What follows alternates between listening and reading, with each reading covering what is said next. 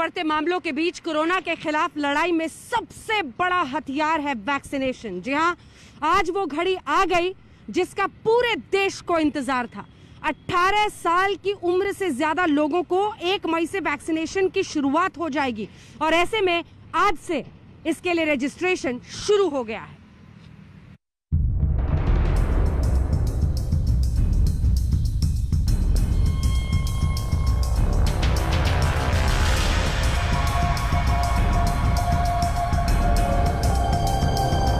देश में कोरोना के खिलाफ सबसे बड़ा हथियार है वैक्सीन। इस जंग में अब भारत तीसरे चरण में जाने की तैयारी कर रहा है। 1 मई से 18 साल से ज्यादा उम्र के लोगों को वैक्सीन लगने का काम शुरू हो जाएगा, जिसके लिए आज से रजिस्ट्रेशन शुरू हो गया है। आज शाम 4 बजे से जैसे ही वैक्सीन का रजिस्ट्रेशन शुरू हुआ, लोगों की भीड़ कोविड ऐप पर आ गई, जिसके बाद सर्वर डाउन हो गया। लेकिन कुछ ही देर में वैक्सीन साइट दोबारा शुरू हो गई और भारी संख्या में रजिस्ट्रेशन का काम शुरू हो गया। शुरुआत में बहुत लोगों को दिक्कतों का सामना करना पड़ा। साइट जो है वो भी क्रैश हो गई। हमारे साथ मुंबई के यंगस्टर्स मौजूद हैं और उनसे ही हम सीधे जानने की कोशिश करेंगे कि कैसा उनका एक्सपीरियंस रहा। आनंद, किस तरीके का एक्सपीरियंस रहा जब आपने रजिस्ट्रेशन के लिए अप्लाई किया? मैं तो काफ़ी एक्साइटेड था। मैं 4 बजे से ही खोल के वेबसाइट था, बट इनिशियली मैंने 7-8 बार ट्राई किया, बट OTP नहीं आया। तो फिर मैं ट्राई करते रहा। आफ्टर 6 o'clock मैंने एक बार और ट्राई किया तो सडनली मुझे OTP आया, मेरा रजिस्ट्रेशन हो गया। लेकिन यस, स्लॉट नहीं मिला because the website was saying कि 44 ईयर्स के ऊपर वालों का ही रजिस्ट्रेशन अभी ले रहे हैं। सो स्लॉट्स मैं नहीं बुक कर पाया अभी तक। मेरा तो साइट ही ओपन नहीं हो रहा है। जब से मैंने चालू किया वो 5-5:30 बजे से मैं कर रहा हूँ ट्राई, पर मेरा साइट ओपन ही नहीं हो रहा। अभी भी आप ट्राई कर रहे थे? अभी भी ट्राई कर रहा था मैं, पर कुछ हो ही नहीं रहा। साइट मतलब ओपन नहीं हो रहा। रजिस्टर ही नहीं कर पाया? रजिस्टर ही नहीं कर पाऊँगा। शालवी हमारे साथ मौजूद है। शालवी, आपका एक्सपीरियंस कैसा रहा? मेरा बहुत इजीली हो गया था रजिस्टर। मेरा 5 मिनट्स के बाद मेरा मैसेज भी आ गया था कि रजिस्टर हो गया सक्सेसफुली। ये तुरंत 4 बजे के बाद हो गया? हाँ, हो गया। अगर आप 18 से 44 वाले आयु वर्ग में हैं तो जरा जान लीजिए टीकाकरण की प्रक्रिया। इसके लिए अपना ऑनलाइन रजिस्ट्रेशन कराना अनिवार्य होगा। भीड़ से बचने के लिए ऐसा किया गया है। हालांकि 45 से अधिक आयु के लोगों के पास टीकाकरण केंद्र पर रजिस्ट्रेशन का विकल्प है। रजिस्ट्रेशन कोविन पोर्टल और आरोग्य सेतु ऐप पर होगा। जहां तक कीमतों का सवाल है तो ज्यादातर राज्य सरकारों ने 18 से 45 की उम्र तक के लोगों के लिए भी मुफ्त टीके का ऐलान कर रखा है। इसलिए सरकारी केंद्रों में वैक्सीन मुफ्त में लग जाएगी, लेकिन निजी अस्पतालों में वैक्सीन के लिए खुद खर्च करना होगा। निजी अस्पतालों को सीधे टीका निर्माताओं से वैक्सीन लेनी होगी। प्राइवेट अस्पतालों को कोविशील्ड के टीके 600 रुपए प्रति डोज, जबकि कोवैक्सीन 1200 रुपए प्रति डोज की कीमत पर मिलेगी। राज्य सरकारें भी अब सीधे वैक्सीन कंपनियों से खुराक खरीद सकती हैं। उन्हें कोविशील्ड की एक खुराक 400 रुपए में पड़ेगी, जबकि कोवैक्सीन की एक खुराक 600 रुपए में पड़ेगी। रजिस्ट्रेशन के तीसरे चरण को लेकर अमित शाह ने आज बैठक की, जिसमें पूरी तैयारियों का जायजा लिया गया। आज तक ब्यूरो। तो 18 साल के ऊपर के लोगों को वैक्सीनेशन की शुरुआत हो रही है। उसके लिए तीसरे चरण का रजिस्ट्रेशन शुरू भी हो गया है। आइए हम आपको बताते हैं तीसरे चरण के वैक्सीनेशन के लिए रजिस्ट्रेशन की शुरुआत कैसे हो रही है, कैसे होगा रजिस्ट्रेशन, ये देखिए। 18 साल से उम्र के ऊपर के लोगों के लिए आज रजिस्ट्रेशन स्टार्ट हो गया है। ये 4 बजे से ही स्टार्ट हो गया था। इसका 2 तरीका है। एक तो आप कोविन सॉफ्टवेयर में जाके अपना रजिस्ट्रेशन कर सकते हैं, अपना स्लॉट बुक कर सकते हैं। दूसरा तरीका है कि आप आरोग्य सेतु ऐप में जाके ये कर सकते हैं। हम पहले कोशिश करेंगे कोविन सॉफ्टवेयर में जाकर। कोविन टाइप करती हूँ मैं सिस्टम में, और ये कोविन COWIN है, और एक पोर्टल आपके सामने आ जाएगा और वो है covinportal.gov.in। आप इस पे जाएं। आपके पास यहाँ पर 2 ऑप्शंस रहते हैं। एक तो register yourself, sign in yourself, या रजिस्टर विद आरोग्य सेतु। मैं कोशिश करूंगी रजिस्टर करने के लिए अपने आप को। देखिए यहाँ पे लिखा गया है कि 18 साल की उम्र के ऊपर से लोग अपने आप को रजिस्टर कर सकते हैं। रजिस्ट्रेशन ओपन है। मैं कोशिश करके अपना टेलीफोन नंबर इस पर डालती हूँ। सबसे पहले आपसे ये मांगा जाएगा। गेट OTP में मैंने क्लिक किया है। ये देखते हैं कि ये OTP मुझे अभी मिल पाता है कि नहीं मिल पाता है, क्योंकि इस OTP के बिना मैं आगे नहीं बढ़ सकती। इसका सिंपल रीज़न यही है क्योंकि इस समय वॉक इन वैक्सीनेशन अलाउड नहीं है, मतलब आप पहले जैसे किसी सेंटर पे जाके वहीं पे वैक्सीनेट अपने आप को करवाएं, वो अलाउड नहीं है। 18 साल की उम्र के ऊपर के लोगों को रजिस्ट्रेशन के द्वारा ही अपने आप को रजिस्टर करके ही वो वैक्सीन लगवा सकते हैं। OTP बोला गया है कि मुझे भेजा है मेरे रजिस्टर्ड नंबर पे। मेरा नंबर वही है जो फ़ोन इस समय मेरे हाथ में है, लेकिन अभी तक मुझे वो OTP आया नहीं है। इनफैक्ट ये 2 से 3 बार कोशिश रही है कि मैं OTP जनरेट करूं। इनफैक्ट ये देखिए, मेरा पैन कार्ड को भी मैंने तैयार रखा है, या पैन कार्ड या आधार कार्ड के द्वारा, या आप अपना इलेक्टोरल वोटिंग कार्ड के डिटेल्स भी इस पे डाल सकते हैं। वो आपकी गवर्नमेंट आइडेंटिटी कार्ड है और उसके द्वारा आपका स्लॉट आपको दिया जाएगा। लेकिन जैसे कि आप देख रहे हैं, यहाँ पर कहा जा रहा है कि 108 सेकेंड्स 106 सेकेंड्स रहता है, लेकिन वो OTP अभी तक मुझे मिला नहीं है। कुल मिला के रजिस्ट्रेशन नहीं हो पा रहा है, और जैसे कि मैंने कहा कि अगर रजिस्ट्रेशन नहीं होता है तो मेरे लिए ये वैक्सीन का शॉट लगवाना बहुत ही मुश्किल होगा, क्योंकि इस समय वॉक इन वैक्सीनेशंस बिल्कुल भी अलाउड नहीं है।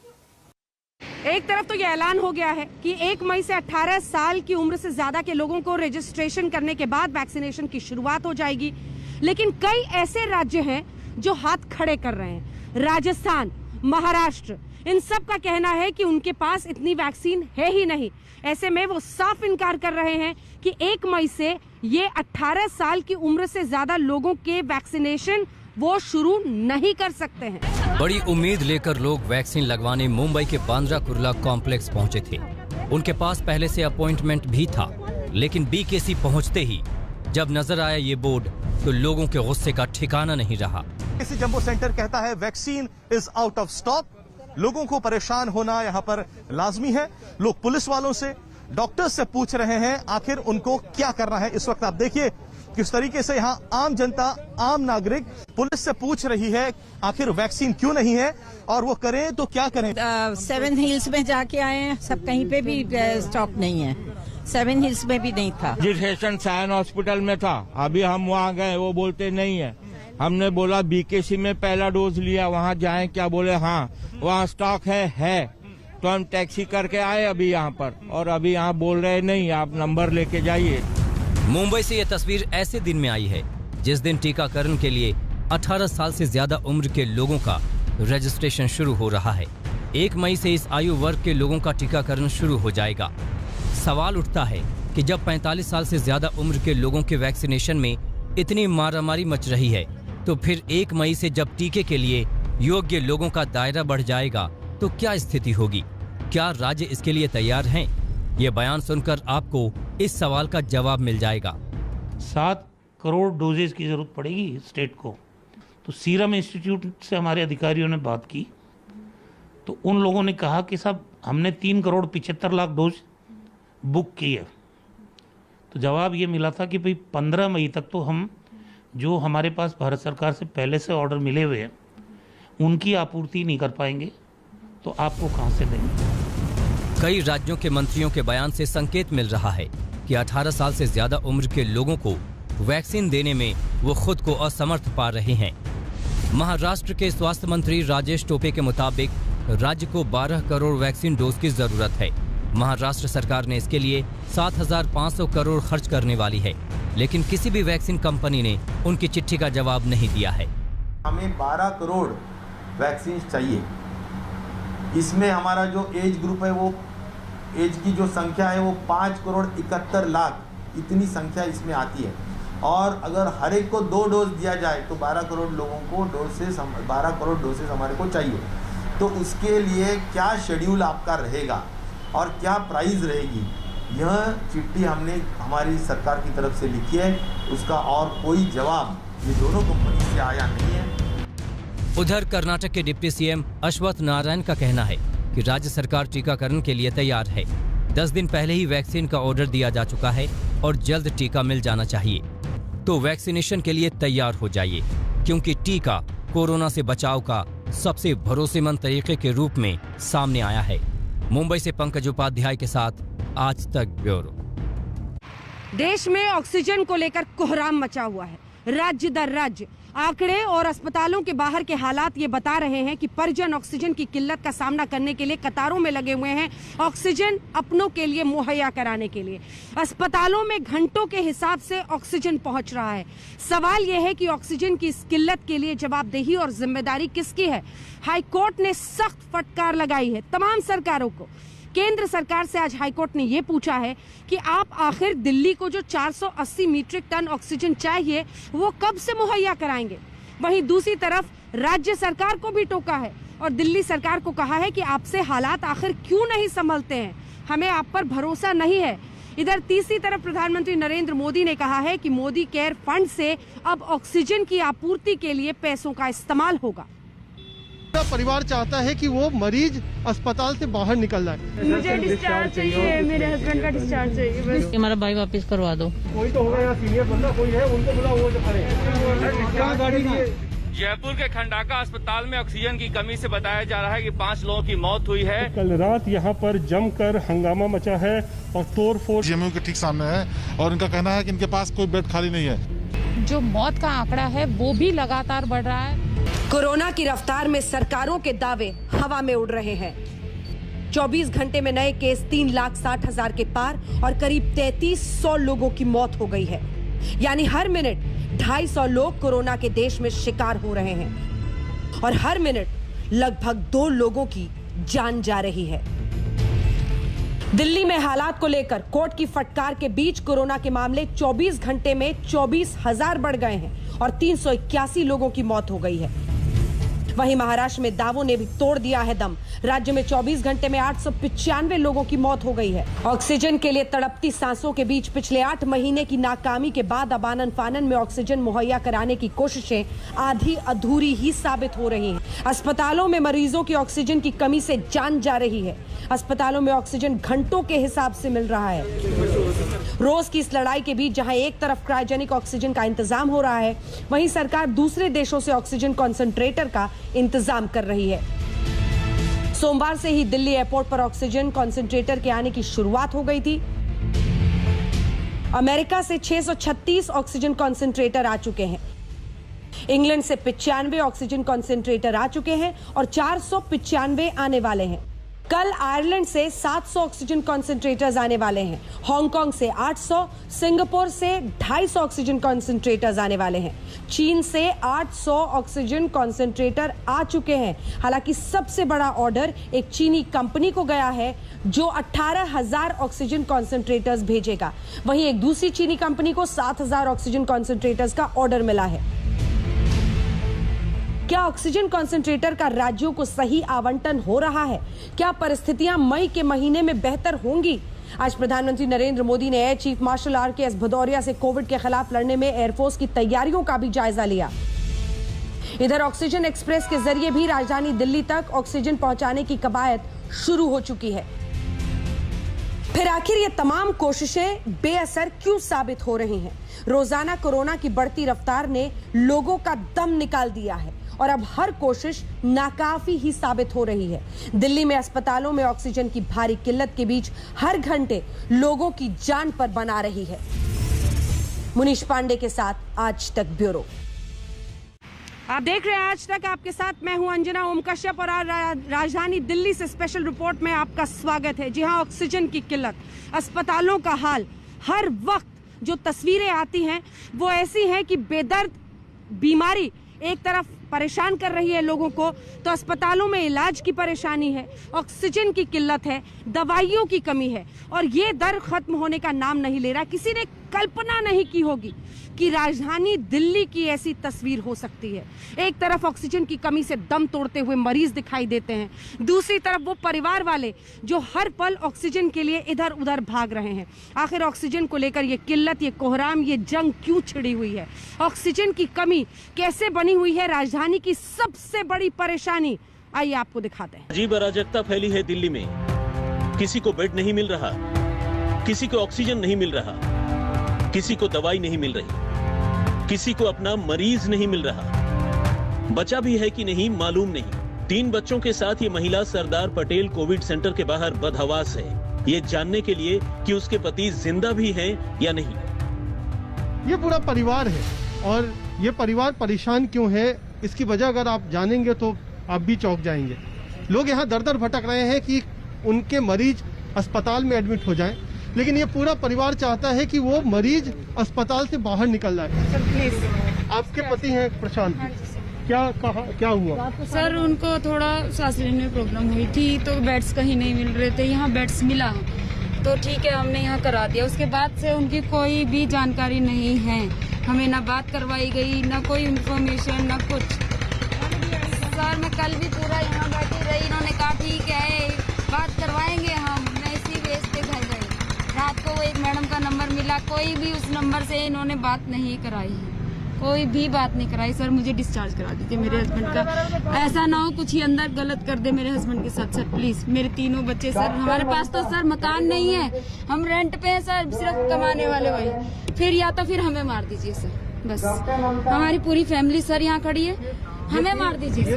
बच्चे हैं छोटे छोटे जो कि यहाँ पर कोविड केयर सेंटर के चक्कर लगा रहे हैं। इनके पिता अंदर एडमिट है Sardar Patel Covid care centre में। क्या कुछ जानकारी मिली? कुछ भी नहीं सर। वो कल रात को फोन करके बोलते हैं कि आपके पापा की डेथ हो गई मतलब, और फिर आज बोल रहे हैं कि सारे मरीज अंदर ऐसे सेफ है। किसी की एक बंदे की डेथ हुई है, वो कोई दत्ता नाम के सर वो लेके जा रहे हैं। किसी की डेथ हुई है सर, मेरे किसी की डेथ मारने लगे हैं सर। ये सर उसको दीजिए, हमारे पेशेंट को हमें वापस कीजिए, हमारा पेशेंट। मेरे पापा को वापस दिला दीजिए सर, ये बिल्कुल पागल हो जाएगा नहीं तो। ऐसे एक नहीं हजारों हैं जो अस्पतालों के बाहर उम्मीद लगाए बैठे हैं कि उनका अपना जो अस्पताल में भर्ती है उसकी स्थिति क्या है। व्यवस्थाओं की चिंदियां इस कदर उड़ेंगी, किसी ने सपने में भी नहीं सोचा था। इस तकलीफ का कोई अंत नहीं। पहले टेस्ट करवाने के लिए लाइन में लगते हैं, फिर अगर आप पॉजिटिव आए तो अस्पतालों में दाखिला, और फिर अस्पताल में दाखिला तो वहां की अलग परेशानी। ये दिल्ली का सबसे बड़े कोविड सेंटर में से एक सरदार पटेल कोविड सेंटर है, और यहाँ पर आपको ये जो गेट है इसकी तस्वीर हम आपको दिखाएं, इससे आप अंदाजा लगा सकते हैं कि कितने परेशान हैं लोग। इस गेट पर लोग खड़े हैं जानकारी लेने के लिए। उस तरफ भारतीय तिब्बत सीमा पुलिस के आईटीबीपी के जवान हैं जो कि नोट कर रहे हैं, लेकिन यहाँ शिकायत यह है कि यहाँ पर जानकारी नहीं मिल रही है। क्या उत्तम नगर से सर लोगों को जानकारी मिल रही है? सर कुछ नहीं मिल रहा है, सुबह 6 बजे से खड़े हैं यहाँ पे, कुछ नहीं पता लग रहा है। कोई कह रहा है जीवित है, कोई कह रहा नहीं है, कुछ समझ नहीं आ रहा। कोई अंदर कोई हेल्पलाइन नहीं है कि कोई मरीज से बात कर सके वहाँ पे किसी से भी, और उनका फोन भी स्विच ऑफ हो रखा है। ना तो कल से चार्जर भी देकर गए, ना अंदर जाने दे रहे हैं, ना कुछ खाने पीने की, कुछ भी नहीं पता लग रहा है। अस्पतालों में भर्ती मरीजों के लिए डॉक्टर रेमडेसिविर तो लिख रहे हैं, मगर रेमडेसिविर मिल कहां रही है ये कतारें देखिए, और इन कतारों में लगे लोगों की बेचारगी समझिए। नहीं मिल रही है, बिल्कुल परेशान हो रहे हैं। कई लोग तो इसमें ऐसे हैं जो 3 दिन से यहाँ खड़े हुए वेट कर रहे हैं और यहीं सो रहे हैं। स्टॉक अभी आ नहीं रहा माल, ऊपर से नहीं आ रहा माल। आज कह रहा है आज आएगा, लेकिन अभी तक कोई कह रहा नहीं आएगा, अभी तक नहीं आया माल। हम कल भी आए थे, कल भी मॉर्निंग में 4 बजे आ गए थे, शाम को 4:30 बजे यहाँ से गए हैं। आज भी मॉर्निंग में 4:30 बजे आ गए थे, अभी भी वेट। ये कैसी विडंबना है। देश की राजधानी में जीवन रक्षक दवाइयों का टोटा पड़ा है, अस्पतालों में बेड के लिए जद्दोजहद है तो ऑक्सीजन के लिए मारामारी है। हमें इस वक्त पूर्वी दिल्ली के लाल बहादुर शास्त्री अस्पताल के बाहर, जो कि नॉन कोविड डेजिग्नेटेड हॉस्पिटल है, लेकिन हर एक वो मुसीबत झेल रहा है जो कोविड सेंटर्स को झेलनी पड़ रही है। यहाँ के बहुत सारे हॉस्पिटल स्टाफ और डॉक्टर्स कोरोना संक्रमण के चपेट में आ चुके हैं। क्योंकि ये नॉन कोविड हॉस्पिटल है, इसलिए यहाँ आसपास की कोई भी अगर बीमार पड़ता है और कोरोना टेस्ट कराए या ना कराए, स्टेटस बताए या ना बताए, लेकिन अगर इमरजेंसी में आता है तो उसकी दवा दारू जरूरी है। इसलिए जो कोविड पेशेंट भी यहाँ आ जाते हैं, उनकी वजह से बहुत सारे स्टाफ मेंबर्स इस वक्त कोरोना संक्रमण की चपेट में हैं। ऑक्सीजन की बात करें तो ऑक्सीजन की भी कमी इस हॉस्पिटल को झेलनी पड़ रही है। डॉक्टर्स बता रहे हैं कि बहुत ज़्यादा किल्लत हो रही है, पूरा दिन ऑक्सीजन सिलेंडर सोर्स करने में यहाँ पर लग जाता है। लोग परेशान हैं और मरीजों को लेकर इधर उधर भटक रहे हैं। सबसे ज्यादा समस्या इलाज में आ रही है, क्योंकि अस्पतालों में अब भी पर्याप्त ऑक्सीजन नहीं पहुंच पा रही है। हालत भयानक है, समझ ही नहीं आ रहा कि क्या करें क्या न करें। हालांकि बढ़ते मरीजों के लिए अब इंतजाम किए जा रहे हैं। रामलीला मैदान में 50 बेड का कोविड सेंटर बनाया जा रहा है। दर दर भटक रही देश की राजधानी में आईसीयू बेड्स को ढूंढना भी रेगिस्तान में पानी ढूंढने के बराबर हो गया है। और इसी स्थिति को समझते हुए अब पुरानी दिल्ली के ऐतिहासिक रामलीला मैदान में इंतजाम किया जा रहा है 500 आईसीयू बेड्स के अस्थायी अस्पताल का। यहाँ पर जो तैयारियां हैं वो जोर शोर से चल रही हैं। तस्वीर में आप देख रहे हैं कि अस्थायी टेंट यहाँ पर लगाया जा रहा है। यहाँ पर मजदूरों की फौज मौजूद है और आपको हम तस्वीरों के जरिए यहाँ पर तैयारियों को भी दिखाते हैं, क्योंकि जितने बड़े इलाके में आप ये लोहे का टेंट देख पा रहे हैं, इस पूरे इलाके में आईसीयू बेड्स वाला अस्पताल तैयार किया जा रहा है। यहाँ पर मुख्यमंत्री अरविंद केजरीवाल, स्वास्थ्य मंत्री सत्येंद्र जैन ने कल दौरा किया था और यहाँ नजदीक में ही जो लोकनायक जयप्रकाश अस्पताल है उनके साथ जोड़ते हुए इस अस्थायी अस्पताल को तैयार किया जा रहा है। दिल्ली ने इतना बुरा वक्त कभी नहीं देखा। ये वो विकट समय है जिससे पार पाने में दिल्ली वालों की जिंदगी दांव पर है। प्रार्थना कीजिए कि ये बुरा समय जल्दी कट जाए। मिलन शर्मा, अनीशा माथुर और कुमार कुणाल के साथ पंकज जैन, दिल्ली आज तक। कोरोना के बिगड़ते हालात, दूसरी तरफ 3000 के ऊपर मौत का आंकड़ा। जी हां, 3300 भी ज्यादा लोग एक दिन में अब मर गए हैं। 3.5 लाख के ऊपर लगभग 7 दिन कोरोना के केसेस लगातार आ रहे हैं। तमाम राज्य जहां पर कोरोना के हालात बिगड़ते चले जा रहे हैं उनमें शामिल है राजस्थान भी। जी हां, राजस्थान में कोरोना के मामले लगातार बढ़ते चले जा रहे हैं और अस्पतालों में वही बदहाली की तस्वीर जो दिल्ली से लेकर लखनऊ, लखनऊ से लेकर मुंबई, हर जगह पर है, वही तस्वीरें अब राजस्थान में भी दिख रही हैं। बढ़ते मामलों के बीच यहाँ पर भी दर दर की ठोकरें खा रहे हैं मरीज और उनके परिवार वाले।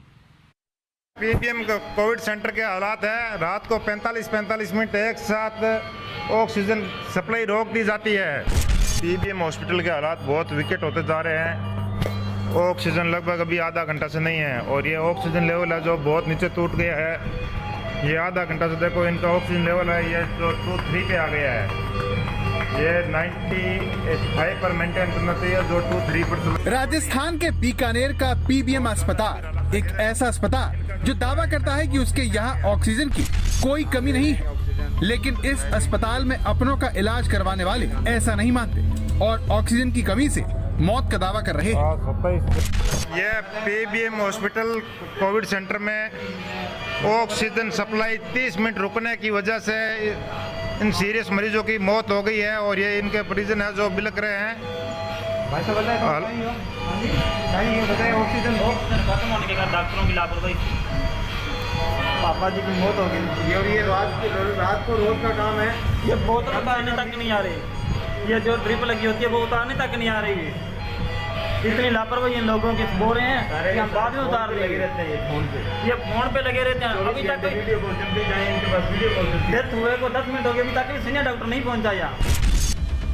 पीबीएम अस्पताल में मरीजों की जान से हो रहे इस खिलवाड़ के खिलाफ तीमारदार सोशल मीडिया पर अस्पताल की वीडियो वायरल कर रहे हैं और दावा कर रहे हैं कि ऑक्सीजन की कमी से 3 लोग दम तोड़ चुके हैं, जबकि अस्पताल प्रशासन का कहना है कि जो मरे वो बेहद गंभीर अवस्था में थे। 24 घंटे की सप्लाई होनी चाहिए ना ऑक्सीजन की, लाइट की हॉस्पिटल में। कोई नहीं है, सब सो रहे हैं, अंदर सब सो रहे हैं। कंपाउंडर रजिस्टर कोई इंचार्ज नहीं बैठा ना, कोई नहीं, सब सो रहा है, कोई आता ही नहीं है। रात को 11 आ रहे हैं, प्रेशर सबके लो आ रहे हैं। राजस्थान में रोजाना 15,000 से ज्यादा कोरोना के मरीज सामने आ रहे हैं, जिसने राज्य के सरकारी अस्पतालों की हकीकत सबके सामने ला दी है, जिसमें इलाज करवा रहा आम आदमी भेदभाव का भी शिकार हो रहा है। ये देखो पिछले लगभग 45 मिनट से ऑक्सीजन बंद है, सप्लाई बंद हो रही है और ये जो जेलर है, जेलर के लिए अलग से इन्होंने हॉस्पिटल वालों ने व्यवस्था कर दी है, लेकिन बाकी मरीज भगवान के भरोसे छोड़ दिए गए हैं। जेलर के लिए अलग से ये टंकी लेके आए हैं और अलग से वीआईपी व्यवस्था हो रही है इनके लिए, इनका वीआईपी ट्रीटमेंट चल रहा है। बाकी लोग उधर मरने के लिए छोड़े हुए हैं, कोई किसी को कुछ नहीं देख रहा है। जो वीआईपी नहीं है वो मरेंगे और जो वीआईपी है उनको बचा लिया जाएगा। ये हो रहा है इनके लिए, ये सिलेंडर की व्यवस्था कर दी गई है वो हॉस्पिटल प्रशासन के द्वारा। हॉस्पिटल प्रशासन के लिए सिर्फ एक यही, इतने लोगों में ये है कि कीमती है, बाकी इंसानों की जान की कोई कीमत नहीं है। हर हादसे की तरह बीकानेर के इस अस्पताल में मरीजों की मौत की जांच के लिए 3 डॉक्टरों की कमेटी का ऐलान कर दिया गया है। लेकिन सवाल ये है कि अगर अस्पताल में ऑक्सीजन की कमी नहीं है तो फिर इस अस्पताल के बताए जा रहे ऐसे वीडियो क्यों सामने आ रहे हैं। बीकानेर की तरह जयपुर में भी ऑक्सीजन की कमी से मौत के दावे तीमारदार कर रहे हैं। जयपुर के कालवाड़ के इस खंडाका अस्पताल में ऑक्सीजन की सप्लाई रुकने से 5 मरीजों ने दम तोड़ दिया, जिससे घबराकर अस्पताल का स्टाफ मरीजों को तड़पता हुआ छोड़कर अस्पताल से फरार हो गया। जिसके बाद आज तक संवाददाता शरद कुमार को यहाँ पर मरीज के रिश्तेदार दूसरे अस्पतालों की तलाश में जाते मिले और कुछ इस तरह खुद ही ऑक्सीजन सिलेंडर का इंतजाम करते मिले। जयपुर के खंडाका अस्पताल में ऑक्सीजन की कमी से बताया जा रहा है कि 5 लोगों की मौत हुई है। जब मरीज को लेकर आए थे परिजन तो कहा गया था कि 8 दिनों का ऑक्सीजन है। उसके बाद ऐसा कहा जा रहा है कि 5 लोगों ने एक साथ दम तोड़ा है। हालांकि अस्पताल प्रशासन का कहना है कि गंभीर रूप से मरीज यहां पर लाए गए थे, लेकिन बहुत सारे देखा जा सकता है कि यहां पर अब ये जाकर कह रहे हैं कि हमारे पास ऑक्सीजन नहीं है, आप यहां से ले जाइए। तो किस तरह से लोग परेशान हो रहे हैं अस्पतालों में, यह देखा जा सकता है। यहाँ पर जो लोग हैं अपने लोगों को यहाँ पर दाखिल कराया था, तब कहा गया था कि यहाँ पर ऑक्सीजन है और ऑक्सीजन की पूरी व्यवस्था है। बहुत सारे लोग हैं, उनसे बातचीत करते हैं क्या हालत है अभी यहाँ पर अस्पताल में। स्टाफ नहीं है, जैसे ऑक्सीजन लेके आए अभी स्टाफ बक जाएगा, स्टाफ नहीं है। ये है सर, जो ऑक्सीजन हम सेल लगाएंगे खुद लेके आते हैं, फिर भी स्टाफ नहीं मिलता, स्टाफ कल बक गया था पूरा। ये जो है सिलेंडर खुद लेके आ रहे हैं, जिनके परिजन खुद लेके आ रहे हैं, स्टेशन पर सिलेंडर लेके जा रहे हैं। ये स्थिति है, आप लोगों को खुद यहाँ पर सिलेंडर लेके आना पड़ रहा है, अस्पताल में नहीं है। नहीं है। ऑक्सीजन की किल्लत, अस्पतालों में बेहाल मरीज, उनके परिवार वाले। ये तस्वीरें सिर्फ राजधानी दिल्ली की नहीं है, उत्तर प्रदेश की तस्वीरें भी हिला देने वाली हैं, झकझोर देने वाली हैं। जहां अस्पतालों के बाहर कतारों में खड़े लोग, ऐसे मरीज जिनकी हालत गंभीर है, ऐसे परिवार वाले जो किसी तरह से उनके लिए बेड, ऑक्सीजन की सुविधा मुहैया कराने के लिए हाथ पैर गिड़गिड़ा रहे हैं। आइए आपको दिखाते हैं अब उत्तर प्रदेश के अलग अलग शहरों की रिपोर्ट, जहां की तस्वीर देखकर आप समझेंगे कि कैसे ऑक्सीजन की भारी किल्लत और इलाज की इस कुव्यवस्था के बीच जनता, जो तस्वीर दिख रही है अस्पतालों के बाहर, वो सरकार के दावों से बिल्कुल अलग है। न बेड्स की कमी है, न ऑक्सीजन की कमी है, न रेमडेसिविर की कमी या किसी अन्य जीवन रक्षक दवा की भी कमी नहीं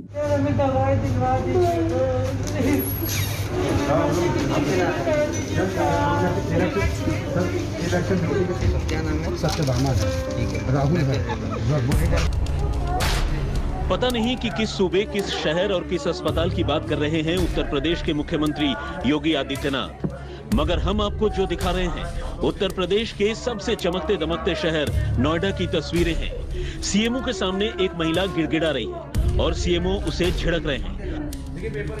महिला रेमडेसिविर इंजेक्शन के लिए नोएडा के सीएमओ के सामने फरियाद कर रही है, पांव पकड़ रही है, बस किसी तरह सीएमओ साहब इंजेक्शन का बंदोबस्त कर दें और मरीज ठीक हो जाए। लेकिन तीमारदारों का इस तरह रोना सीएमओ साहब को बेकार की बातें लगी। आरोप है कि ज्यादा परेशान होने पर महिलाओं को गिरफ्तार कराने की धमकी भी दी गई। आप लोग किस लिए आए हैं? क्या कह रहे हैं? बोल रहे कि अवेलेबल होगा तो देंगे। हमने कहा फिर दोबारा आएंगे तो बोल रहे कि जेल में डलवाने के लिए। जेल में क्यों डलवा देंगे? इंजेक्शन दोबारा आएंगे लेने के लिए। तो इंजेक्शन दिया उन्होंने? नहीं दिया।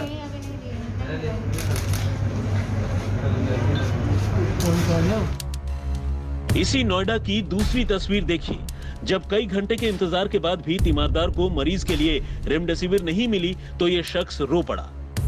सही कहा था सीएमओ साहब ने, ये सब बेकार की बातें हैं, क्योंकि जब मुखिया ही कह रहे हैं कि जीवन रक्षक दवाइयों की कोई कमी नहीं, तो सही ही कह रहे होंगे। न बेड्स की कमी है, न ऑक्सीजन की कमी है, न रेमडेसिविर की कमी या किसी अन्य जीवन रक्षक दवा की भी कमी नहीं है। लेकिन हे सूबेदार, जरा इन बदहवासों को भी तो सुनिए। सीएम साहब सुन रहे हैं तो सुनिए मेरी बात। जान दे दे, बताइए क्या आपने बताइए। जहाँ बताओ मैं मुंह दिखा रहा हूँ, मैं अपना मुंह दिखा रहा हूँ। सर कुछ तो कर दीजिए, कम से कम जो मर उनको बचाइए, ठीक है? बाकी चलो कोई बात नहीं, आप लॉकडाउन में जो करना करिए, हमको कोई दिक्कत नहीं।